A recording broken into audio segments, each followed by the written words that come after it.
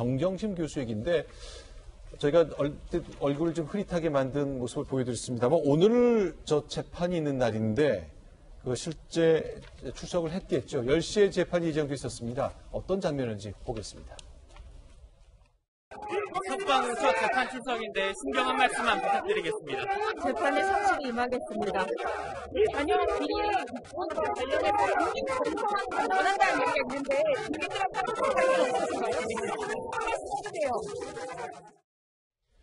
정경심 교수가 석방된 거는 구속 기간이 6개월로 정해져 있어요. 그 이상을 형이 선고가 되기 전까지 잡아둘 수가 없기 때문에 구속시킬 수가 없기 때문에 석방이 된 거는 뭐 당연한 거고요. 여기에 대해서 추가로 혐의를 갖다가 줘서 다시 구속영장을 발부할 수도 있었는데 지금 재판부에서는 그렇게까지 할 사안은 아니다라고 해서 석방을 갖다가 했던 것 같고요.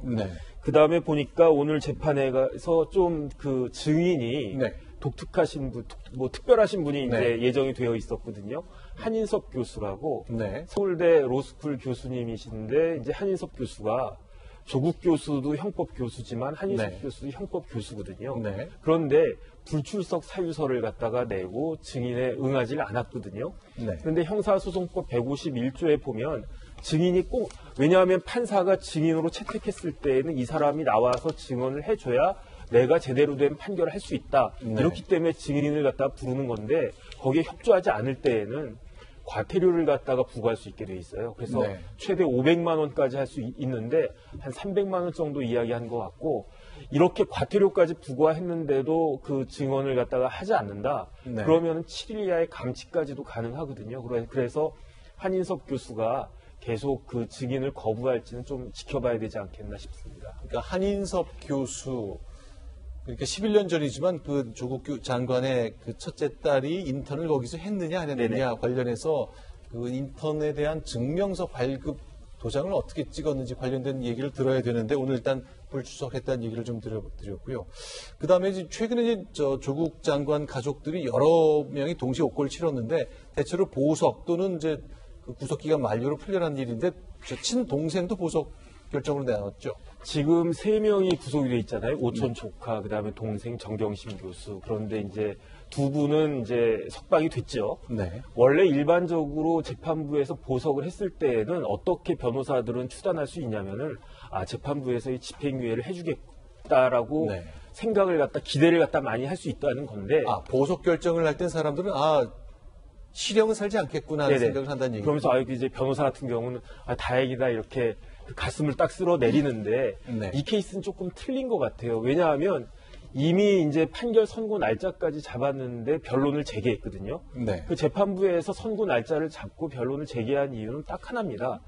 판결을 써야 되는데 못 쓰겠다는 거죠. 왜 못 쓰겠느냐? 사실관계나 이것저것 더 확인할 게 있다는 거죠. 그래서 막상 이걸 갖다 변론 제기를 하려고 보니까 정경심 교수와 마찬가지로 조국 장관의 동생도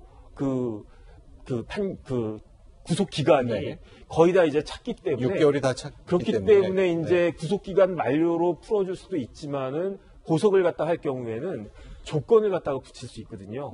그러니까 나름대로 재판부에서 풀어주는 대신에 이제 조건을 달아가지고 그 실질적으로 구속기간 만료와 똑같은 그러한 효과를 갖다가 보도록 하는 건데 이런 경우에는 사실은 집행유예가 꼭 나올 거다라고 반드시 기대하기는 좀 어려운 측면이 있습니다. 근데 보석의 조건 가운데 주거지를 부산 집으로 제한한다 이런 게 있는데 집 밖에 나와서는 안 된다. 그 말은 아닌 거죠? 그렇죠. 그러니까 마음대로 잠은 거기서 자야 된다 그 얘기인가요? 그럼 계속 격리될 수는 없는 거잖아요. 그런데 중요한 거는 만약에 그렇게 그 조건을 갖다가 이행하지 않았을 때는 형량에 있어서 불이익 처분이 있을 수 있고 그다음 보증금 같은 것들을 몰취가 될 수 있으니까 아마 그런 그 조건들은 준수가 되지 않을까 싶습니다. 역시 이제 관련된 것이 또 하나 있는데 서울 방배동에 있는 조국 당시 장관의 자택을 압수수색했던 검사도 검찰을 떠났다. 이 얘기인데 이게 어떤 의미가 있는 겁니까? 그래서 그때도 사실은 굉장히 놀랐단 말이에요. 이제 제가 검사인데 압수수색은 뭐 당연히 법에 의해서 수사상 필요에 의해서 영장 받아가지고 딱 갔는데 제 핸드폰으로 전화가 딱 오는 거죠. 딱 받았더니 장관입니다 이러는 거예요.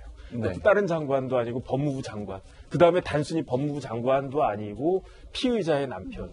그러면 여러 가지가 이제 복합된 그러한 중첩적인 상황이기 때문에 사실은 그때 이제 부부장 검사니까 지방으로 내려간 부장 검사급이 될 수가 있단 말이에요. 그래서 상당히 경력이 있고 검사 거의 한 10몇 년 했던 그런 검사임에도 불구하고 굉장히 심적으로 부담이 많았을 것 같고 또 그러다 보니까 사실은 어떤 사람인지 웬만한 사람들은 다 알고 있었거든요. 그래서 그런 내부적인 그 부담감 같은 것들이 있었던 것 같고 그 다음에 판사들보다 검사들은 이제 옷을 갖다 벗을 때 내부망이 있어요. 이프로스라고.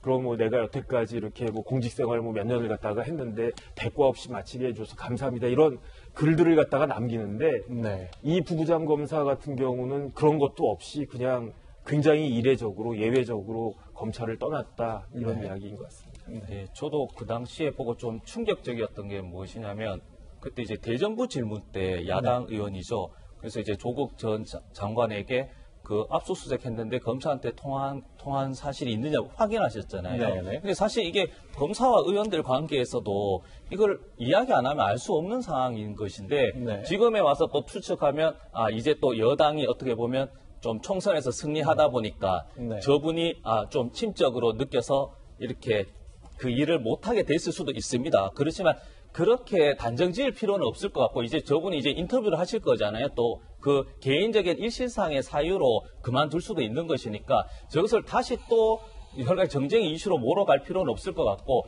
저는 여기서 정말 본질적인 게 무엇이냐면 이 사건이 처음 시작한 게 작년 8월에 조국 전 장관 청문회잖아요. 그 정무수석 때 그 개인적인 그 위치에서 비밀 그 정보를 해가지고 주가를 띄웠다. 이런 식의 그 혐의 하나. 그리고 웅진학원, 그리고 운동학원, 그리고 또 하나는 자녀에 대한 그런 개입인데 조국 장관이 최종적으로 연결이 돼야 되는 것을 맞춰주셔야 돼요, 검찰이. 근데 이것을 조국과 연관없이 가족에 대해서만 수사를 한다는 것은 지금 6개월이 지났는데도 그러면 그 조국을 지지하는 사람 입장에서 아니면 반대하는 입장에서도 명쾌하지 않다는 거죠. 그러니까 조국 장관이 사모펀드에 지나치게 많은 돈을 좀 투자한 것 같다는 것부터 해서 여러 가지 이제 의심을 받고 뭐 그런 게 있었던 건데 이제 재판이 이제 시작됐기 때문에 그동안 이제 검찰 수사 단계에서는 이제 수사 내용이 바깥에 흘러나오지 않았고 본인은 법정에서 밝히겠다고 했기 때문에 이제 진짜로 지금부터 다퉈야 될 때가 온 거죠. 관련된 것도 저희 돌직구 쇼를 통해서 그 재판 상황 눈길을 끌 만한 사안이 나올 경우에 그때그때 소개를 좀 드리겠습니다.